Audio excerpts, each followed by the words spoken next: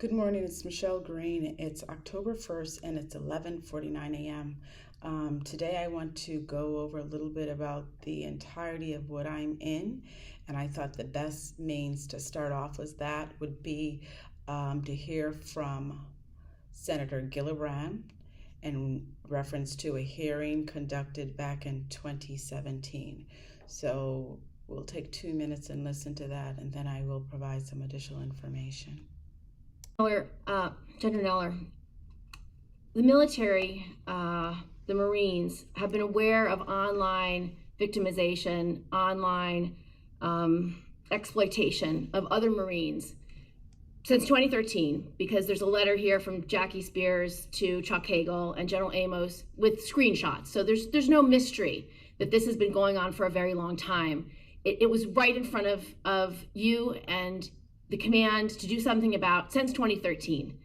We have countless victims who have come forward, and they're not just being harassed online. Once their name, face, where they're stationed is posted, do you think the harassment ends online? It doesn't. I spoke to a Marine yesterday, I spoke to a civilian yesterday who has been continued to be harassed in her community because her ex-boyfriend exploited her online. So I have to say, when you say to us, it's got to be different, that rings hollow. I don't know what you mean when you say that. Why does it have to be different? Because you all of a sudden feel that it has to be different? Who has been held accountable? I very much align myself with Senator Fisher's comments. Who has been held responsible? Have you actually investigated and found guilty anybody? If we can't crack Facebook, how are we supposed to be able to confront Russian aggression and cyber hacking throughout our military? It is a serious problem when we have members of our military denigrating female Marines who will give their life to this country in the way they have, with no response from leadership. I can tell you, your answers today are unsatisfactory.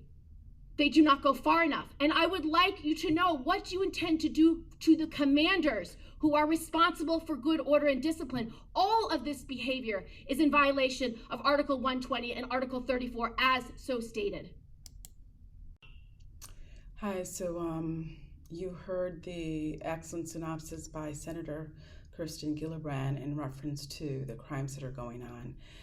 She mentioned that it was going on with a civilian. I am a civilian, and it's happening to me because of my ex, Victor Edozien, CEO of Set Duck and AG Manufacturing, has put a hit out on me. Just to want to explain the way this works a little bit so all can understand, because I was not privy to such information because I had no military background nor family members in the military for the most part who would share this anyway.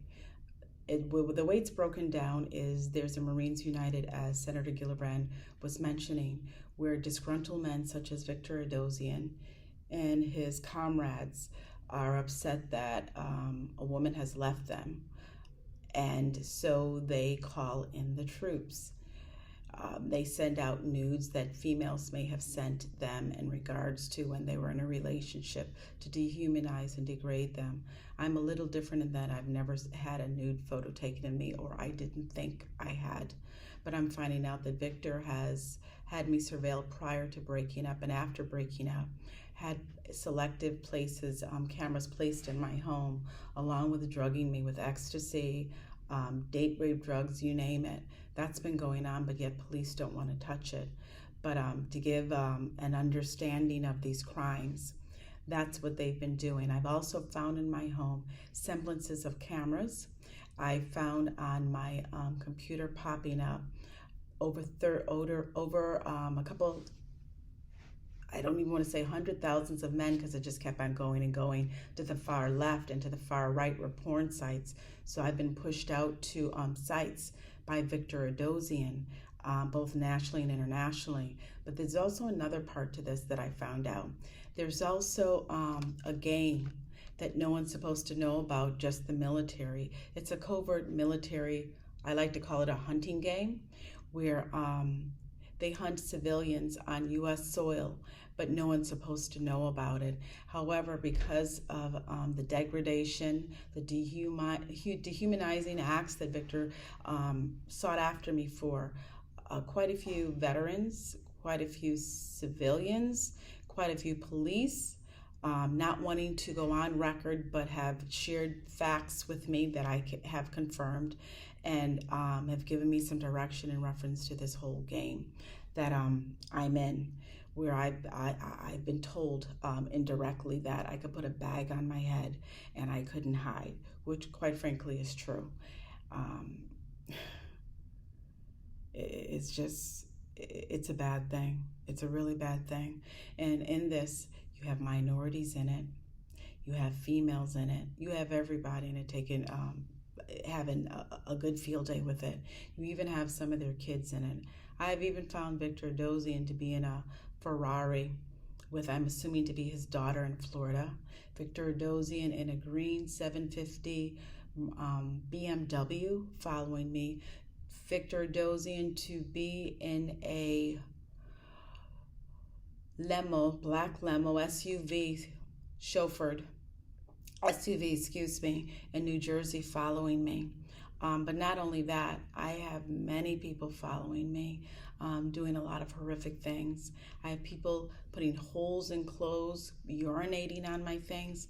It goes the gamut. I've been advised that Victor wants me dead, and he's attempted, which kind of explains why my feet have been black before. Couldn't understand that, why my mother died with toxins in her body, although her death certificate states natural causes. Why my hair started falling out. A lot of health reasons that I didn't understand started making sense. Again, still waiting for police. So with these crimes, what I'm also finding out is police do nothing. Police are aware. Police take part in it, not all of them, but a significant portion of them. And the game plan is that they do not document my crimes, or they try not to, or they falsify the report to ensure there's no investigations. So my crimes have been going on and on and on and on because I have no support from any type of U.S. policing authority. As past Rapporteur Juan Mendez said, these are torturous acts by the U.S. government, because I've been to everyone, from senators' offices to Congress persons' offices to policing authorities to FBI. And oddly enough, if I'm not able to get in, I'm usually addressed by a gatekeeper who has actually been paid off or is part of this organized crime and blocking me, because there's no reason that I shouldn't be able to see someone in the years that I've been going through these changes. They've gone after me in such a way where ever I live, as Senator Gillibrand mentioned by one of the victims, the whole community knows. Everybody knows what I'm going through. So I asked Chief Conti and Commander Rivera, what are you waiting for? Because your men are well aware. Yesterday I faced harassment from police and walking back to the shelter. And that's not the first time. I've been trying to get footage of this harassment, and I've been told by when I've gone to headquarters that I can't come in. They don't know where I can go for the camera, and I have to go for a FOIA, and that's it. Anything to hide that police have been involved in any of these crimes. My question to every police department, policing agency that I've been in, which includes New Jersey, Philadelphia, includes California, Washington, D.C., New Jersey, which I mentioned, Maryland, and a couple others. My question is, we have all these black men, these black women, these black children just dying in the streets at the hands of police that are shooting them dead in cold blood. Yet when the case goes to court, it's stated that it was by accident or some other fictitious lie.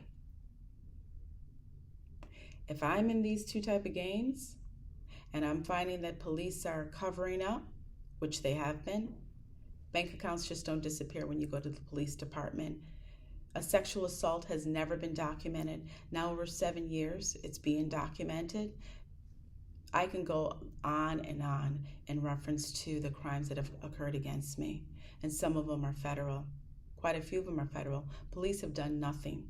So my question is, if this is happening with me, and this is a game that police are hiding, and they're taking part, which I can prove, and police officers have shared that with me also.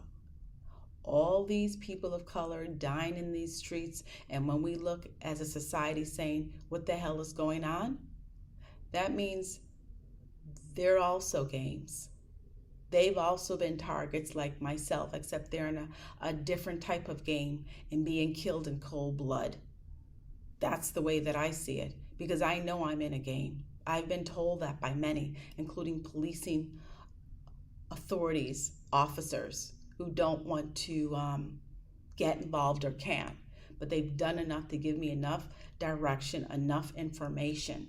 So these black people like myself are being killed cold-blooded with police lying. That's what it tells me.